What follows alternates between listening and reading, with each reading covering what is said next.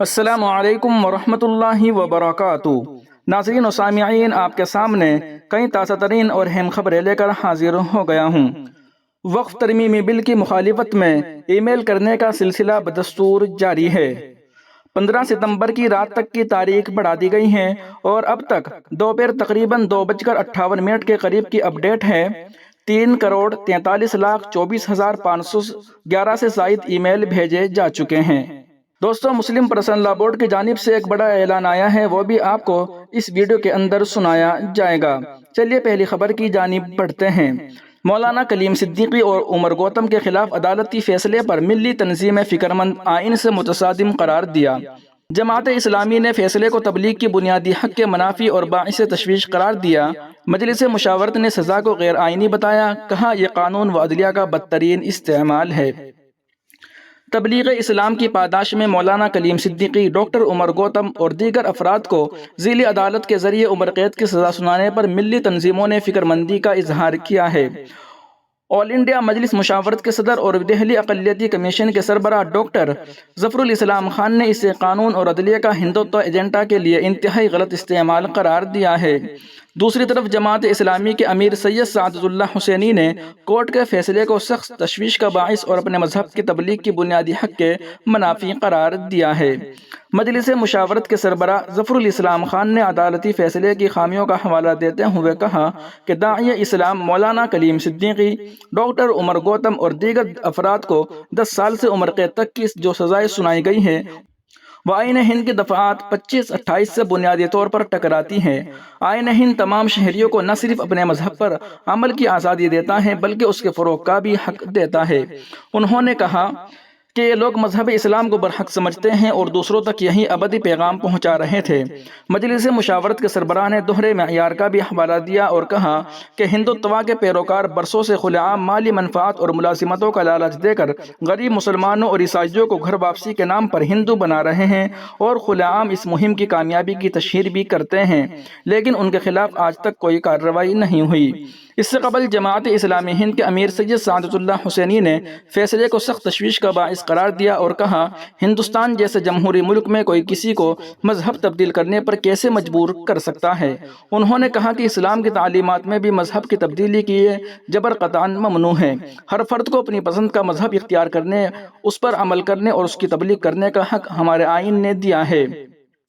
کوئی اتھارٹی کسی شہری کو اس کے حق سے محروم نہیں کر سکتی۔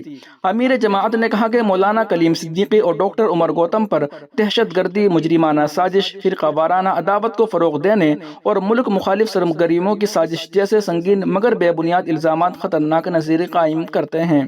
انہوں نے کہا کہ ایسا محسوس ہوتا ہے کہ یہ پورا کیس ان اقلیتی برادریوں کو ایک خاص طرح کا پیغام دینے کے لیے تیار کیا گیا ہے جو بغیر کسی ڈر یا دباؤ کے مذہب پر عمل اور اس کی تبلیغ کے اس حق کا استعمال کرتے ہیں جو آئین میں دیا گیا ہے۔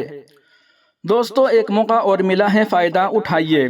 وہی ہوا جو اس سے پہلے UCC میں ہو چکا تھا۔ تب بھی مسلمانوں کا جذبہ دیکھ کر حکومت کے ہاتھ پیر پھول گئے تھے اور ای میل کی بھیجنے کی آخری تاریخ اچانک بڑھا دی گئی تھی تاکہ مسلم مخالفین کو بھی زیادہ سے زیادہ ای میل بھیجنے اور اپنی تعداد بڑھانے کا موقع مل سکے۔ بالکل اسی طرح اس بار بھی وقف ترمیمی بل کے سلسلے میں رائے دینے کے لیے جوائنٹ پارلیمنٹری کمیٹی نے اچانک تاریخ 2 دن آگے بڑھا دی ہے۔ بہانہ یہ کیا کہ چونکہ رائے شماری کا آخری اشتہار 1 ستمبر کو شائع ہوا تھا، اس لیے 15 دن کی مدت 15 ستمبر کو پوری ہو رہی ہے۔ لیکن حکومت شاید یہ نہیں جانتی کہ ہماری قوم میں جب غیرت اسلامی بیدار ہو جاتی ہے تو وہ ہر رکاوٹ کو بآسانی عبور کر لیتے ہیں۔ پچھلی بار بھی کثرت تعداد کے باوجود مسلم مخالفین ناکام ہوئے تھے اور مسلمانوں کے میل کی تعداد مخالفین سے کہیں زیادہ تھی۔ انشاءاللہ اس بار بھی ناکام ہوں گے۔ دوستو، رائے شماری کی مدت میں جو 2 دن کا اضافہ ہوا ہے اس کو ہمیں موقع کے روپ میں دیکھنا چاہیے۔ اب بھی بہت سے لوگ ایسے باقی رہ گئے ہیں جنہوں نے اس رائے شماری میں حصہ نہیں لیا ہے۔ اس موقع کا فائدہ اٹھائیے اور ان سے بھی میل کرائیے۔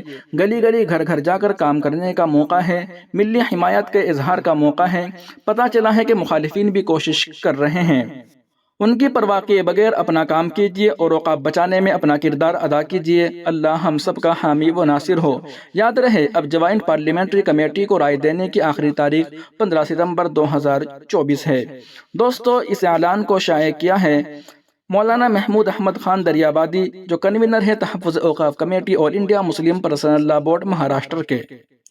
وہیں دوسری جانب آل انڈیا مسلم پرسنل لا بورڈ کے جنرل سیکریٹری حضرت مولانا محمد فضل الرحیم مجددی صاحب نے اپنے بیان میں کہا کہ آپ تمام حضرات جانتے ہیں وقف امینڈمنٹ بل 2024 کے سلسلے میں جوائنٹ پارلیمانی کمیٹی JPC نے رائے مانگی تھی۔ مجھے بے حد خوشی اور مسرت ہے کہ آپ تمام حضرات نے آل انڈیا مسلم پرسنل لا بورڈ کی آواز پر لبیک کہتے ہوئے اس کے QR کوڈ اور لنک کے ذریعے بھرپور طریقے سے اپنی رائے بھیجنے کا سلسلہ جاری رکھا۔ آخری تاریخ 13 ستمبر تھی۔ کل دیر رات کو جوائنٹ پارلیمانی کمیٹی سے رابطہ کرنے پر معلوم ہوا کہ ابھی 2 دن کا موقع مزید باقی ہے اور 15 ستمبر بروز اتوار کی رات 12 بجے تک ای میل قبول کیے جائیں گے۔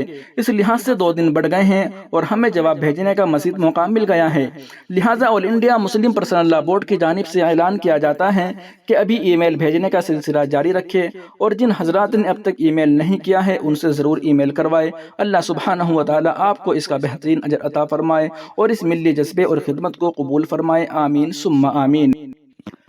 وہیں دوسری جانب صدر جمعیت علماء ہند مولانا محمود مدنی کی دعوت پر منعقد میٹنگ میں ملی جماعتوں اور سیاسی و قانونی شخصیات کا متفقہ فیصلہ۔ مولانا محمود مدنی نے کہا، ہمیں وقف ایکٹ کے تحفظ کے لیے سیاسی، سماجی اور قانونی سطحوں پر جدوجہد کرنی ہوگی۔ مولانا ارشد مدنی نے کہا ہے کہ وقف خالص مذہبی چیز ہے جو قرآن و حدیث سے ثابت ہے۔ میں یہ صاف کہتا ہوں کہ یہ بل مسلمانوں کے مفاد میں نہیں ہے، اس لیے ہمیں اس کے خلاف سیاسی اور عوامی جدوجہد کرنی ہوگی۔ سید سعادت اللہ حسینی نے کہا ہے کہ میڈیا کے ذریعے پیدا کردہ غلط فہمیوں کا ازالہ ضروری ہے۔ انہوں نے دیگر مذاہب کے اوقاف کے قوانین کے تقابلی مطالعے پر زور دیا۔ کمال فاروقی صاحب کا کہنا ہے کہ پورے ملک میں عوامی بیداری تحریک چلانے کی ضرورت ہے۔ سبھی شرکاء نے بل کے مختلف پہلوؤں پر تفصیل سے بحث کی اور اسے غیر آئینی قرار دیتے ہوئے یکسر مسترد کر دیا۔ یہ بل ایک سوچی سمجھی سازش کے تحت وقف کی املاک پر قبضہ کرنے کے لیے لایا جا رہا ہے۔ وقف املاک کے بارے میں غلط فہمیوں کی ازالے اور درست معلومات فراہم کرنے کے لیے ویڈیو، تحریری مواد اور سوشل میڈیا مہمات تیار کی جائیں گی تاکہ عوام کو صحیح حقائق سے آگاہ کیا جا سکے۔ ناظرین و سامعین، ان رپورٹوں کو آپ سن اور دیکھ رہے تھے محاسن اسلام یوٹیوب چینل پر۔ تمام تازہ ترین اپڈیٹ حاصل کرنے کے لیے ابھی ویڈیو کے نیچے سبسکرائب والے آپشن پر کلک کر کے اس چینل کو سبسکرائب ضرور کر لیجئے گا۔ السلام علیکم ورحمۃ اللہ وبرکاتہ۔